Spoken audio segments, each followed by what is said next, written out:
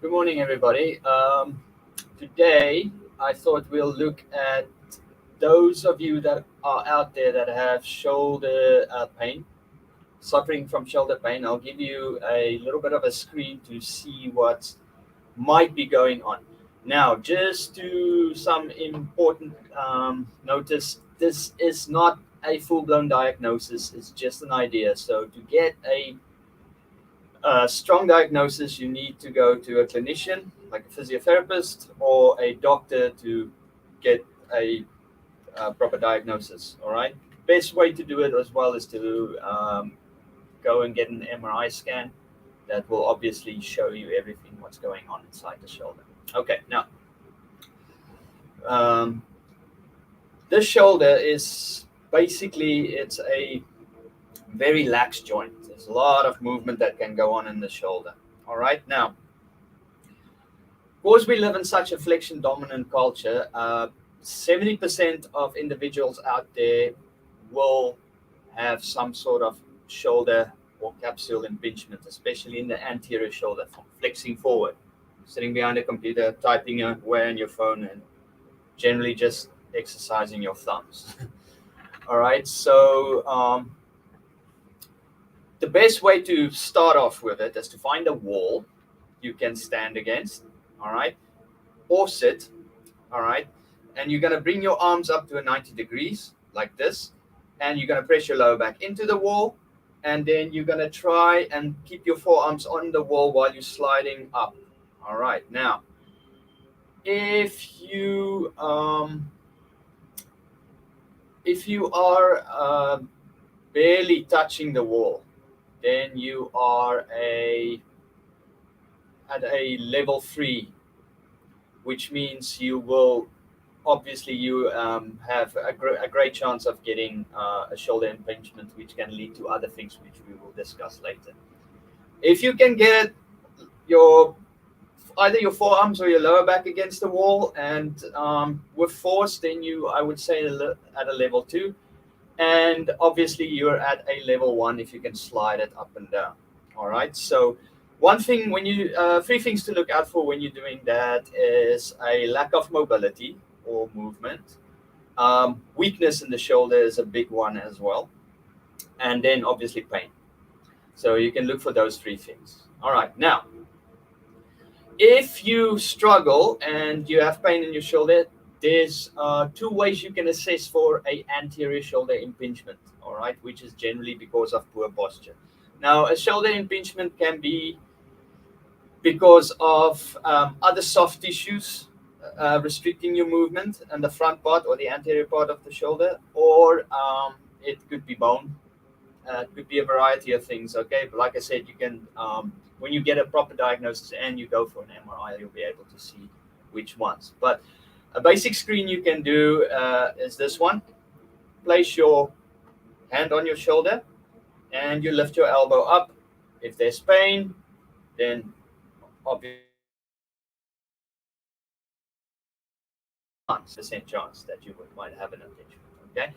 Another way, if you still have pain and but for some reason you got good mobility and this one's not really working, you can assess it as to lift your arm up, turn it down, and cross your center line. Yeah, just goes past here. If you on this way, if you feel any pain, that's another sign you can use. So you can try both. All right. Now, 90% of the people out there with shoulder impingements, if they leave it unattended, can lead to a rotator cuff tear. Now, rotator cuff tear, we all know. All right. So I'll just do a quick recap on the anatomy of the rotator cuff. So if I turn here, you got on your shoulder blade or your scapula, you got your supraspinatus. All right, that's the top part above the bony area, top part of this scapula. You got your infraspinatus, which is on the lower part. Then you have your infraspinatus. You got your teres minor. All right, this is one that usually atrophies when you are slightly forward flexing in your shoulder. All right, atrophy means muscle goes weak. It doesn't go completely dead or dormant. You're not dead. It just means it's weak. All right. So it's very inactive. Doesn't work a lot. All right. So the teres minor really atrophies as a clinician, or if you are a physiotherapist already, you'll be able to see it right away. All right. And then there's also the subscapularis. That's the muscle between your ribs and your shoulder blade that enables the shoulder blade to glide up and down sideways. All right. So those are the what we call in physiotherapy the SITS group: supraspinatus, infraspinatus, teres minor, and subscapularis. All right. So just a little bit of an anatomy lesson there. Now, 90% of the time, if there's a rotator cuff there, the supraspinatus will be the one that is torn. I can just go quickly through the grades of the tears again. If you have pain and but you still have pretty good movement, I would say you between a grade 1 and 2. So there might be a strain or it might be partially torn. Strain is normally grade 1, partially torn is normally grade 2. A full tear will be a grade 3, but you will have a severe lack of mobility in your shoulder then, and obviously you've got to make your way to a doctor or orthopedic doctor for them to take a look as well. Okay, and you will probably need an MRI for that one. All right. So how do you test if you have a rotator cuff tear? Okay, there are three we're gonna look at. Okay, so the first one is the empty can test. So you've got a can of Tiger Lager in your hand, and you turning it around, and everything's dropping on the floor. Okay, that's your empty can. You can get another person to push down. If you're at home, one way of doing it, you can stick your arm under a sturdy shelf. Just make sure it's sturdy, or a sturdy rack, and you can resist up. If you have pain, yep, especially if there's a searing pain or a sharp shooting pain in your shoulder, then you need to you might have a rotator cuff tear or strain there. All right, especially in the supraspinatus muscle. Now, number 2, the second one we're gonna look at is you're gonna hold your arms up like this, like you're holding 2 dinner plates, and then obviously you can ask someone to add resistance, and then you can compare. Normally, you will feel on the side that you are weak, that there's pain, same as before.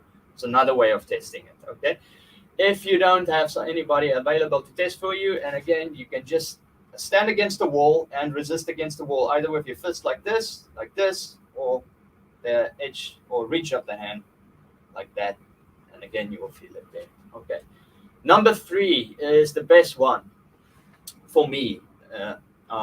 The other ones, there's I would suggest you do all 3, or because one doesn't always mean that it will be a rotator cuff tear. Sometimes there can be other things going on there, so nothing is ever foolproof. So it's better to do a few assessments and see. All right. So the last one is to keep your forearm behind your lower back and then try and lift it off. Okay. Again, if you can lift it off, you're all right. If you can't even move it, and there's pain, then obviously you have a problem there with your rotator cuff. Okay.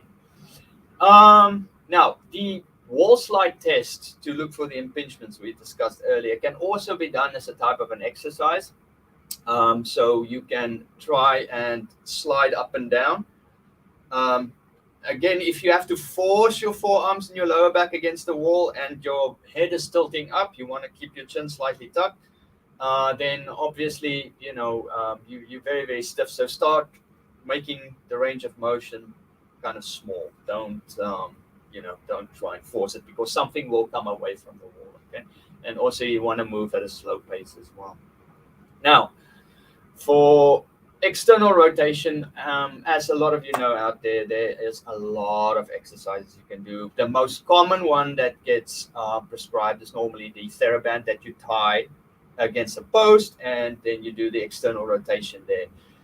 I'm not a big fan of this one because there's a lot of muscles overcompensating. So I prefer the side lying one, where you lie on the floor on your side, you got your elbow against your ribs, and you can either grab a water bottle or a light dumbbell, and you do external rotation that way. Okay. Um, the other ones, I have a video on that. It's on our channel, on one of our channels. Is to do the Y's, T's, and I's. Basically, you on your stomach. All right, you're keeping your ribs down and your chin slightly tucked, because you want your nose hovering above the floor. You bring your arms up into a 90-degree angle like this on your while lying on your stomach, and you just lift your arms off and bring it down. Um, you can also do it isometrically, where you just lift up and hold. Again, I'm not a big fan of holding it isometrically, especially for those who are really tight, because you will feel a lot of things going on there with the lower back, and you don't want the wrong muscles overcompensating. So you want to feel it in the upper back and shoulder area, and not the neck. All right. So be sure to tuck your chin. That one is a little bit more technical, because you need kind of an external eyes, but you can do it by yourself. But just you can video it and then take it to a clinician and ask them to assess it for you, and if they would recommend you do something else. Um, then also, if you can do this one, you can do and go in different directions. You can keep your arms straight. I prefer this hand posture, so your palms are up. All right, so you're already an external rotation in your shoulder. You can lift it up, and that brings your shoulder blades into play as well. So you get that shoulder blade or retraction, or that um, scapular retraction where they pull together. But again, watch for shrugging. And then you got this one where you here lift up and down. You got the one with the palms down, lifting your arms up. Okay, this one is a really good one as well, especially for those who are really tight.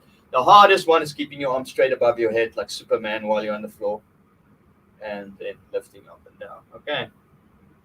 So those are some remedial exercises you can do. But if you think you know leaning towards a shoulder impingement, that might eventually turn into a rotator cuff tear. But the best thing to do with your shoulders and posture is awareness. You've got to be aware when you are in a bad posture. So those who sit and type a lot, especially if you have poor vision like myself, you are going to be slightly slanted. So every now and then you want to get up and you want to bend back a little bit, and you want to maybe stretch a little bit. My colleague made a video on shoulder stretches, all right, that you can do in between. So if you're an executive, you work in finance, or you're just a desk jockey, you need to make sure that you get up. You got to look at your office ergonomics. That's becoming a whole field in and of itself in physio. So you got to take a look at your office ergonomics. A lot of people now go for the standing desk, and those are great, but they're not for everyone. You can also look at different chairs. Some of them can be costly, but you can chat to your HR department, depending where you work, if they would be willing to substitute your current chair for something like that, or for a standing desk where you can raise and lower your desk, especially if you have two screens. All right, so awareness, very, very important. Make sure your shoulders are nice. I call it back, so they back, up and back, and then slightly down, and your screen is on eye level. You're not forward slanted like this. If you have a laptop, get yourself a laptop stand. All right, so awareness is your best bet when it comes to correcting your posture. All right, you can do all the exercise in the world to avoid it, but every time if you're going to slump forward, things can go awry, especially if you already have an existing shoulder impingement. All right.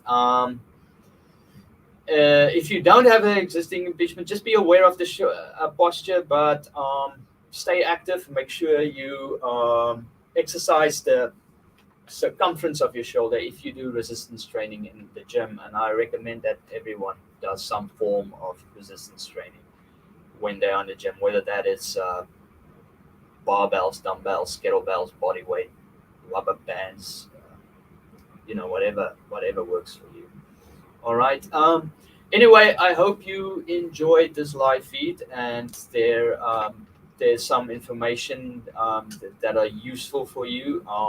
I do have upcoming webinars on the shoulder where we can discuss this more in detail. We also go to pain a little bit more in detail, and and pain management. So take a look at that. And if you like this, throw us a thumbs up, and also don't forget to share the video, and check out our other videos on our other social media as well, not just on Facebook. And yeah, and please let us know if there is any questions. Just pop them in the chat box, and let us know if there is anything. All right. Okay.